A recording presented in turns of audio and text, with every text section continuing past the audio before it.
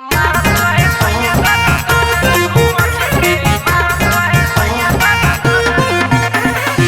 सुन रहे हैं प्रेम चौहान की आवाज में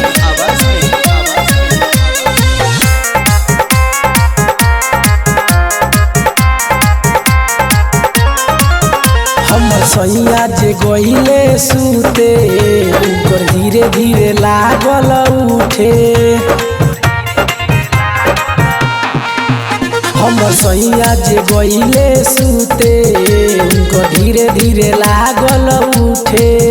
हम तो गइनी सखी चौका जकरी मुना फोक हमरा झटका लागल जोड़े से मन में मारत रहे सैया दन दन रे हूँ मच के मारत रहे सैया दन दन रे मारत रहे सैया दन दन रे हूँ मच के मारत रहे सैया दन दन रे।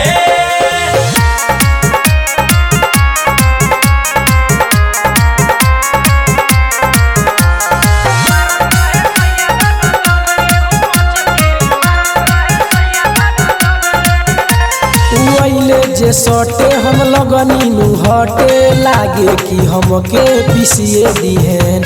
सुन सखी बात रहे खूब रात लागे कि हमके किसिए दिहन।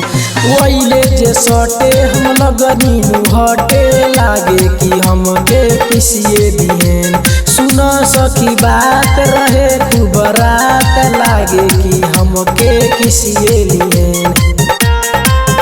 माना पैनी हम इज्जत बचैनी कैसन भागे से ऐसन मर्द पैनी भइल नहीं काम लिए हमरो नाम घमंड करी है जे अपना धन पे मारत रहे सैया दन दन रे हूँ मच के मारत रहे सैया दन दन रे मारत रहे सैया दन दन रे हूँ मच के मारत रहे सैया दन दन रे।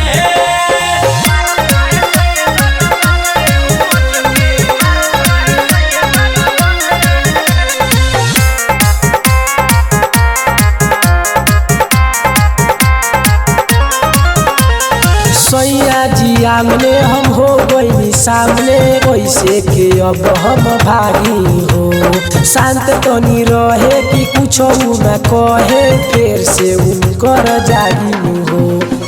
सैया जी आमने हम हो गई सामने कैसे के अब हम भागी हो। शांत तनी रहे कि कुछ न कहे फिर से उनकर जागी हो। कहत रहले हमके धनिया बात मानेल तू हमर कनिया। राइटर सुन अमित कहे प्रेमनी ध्यान देले बार काहे तू बम पे मारत रहे सैया दन दन रे हूँ मच के मारत रहे सैया दन दन रे।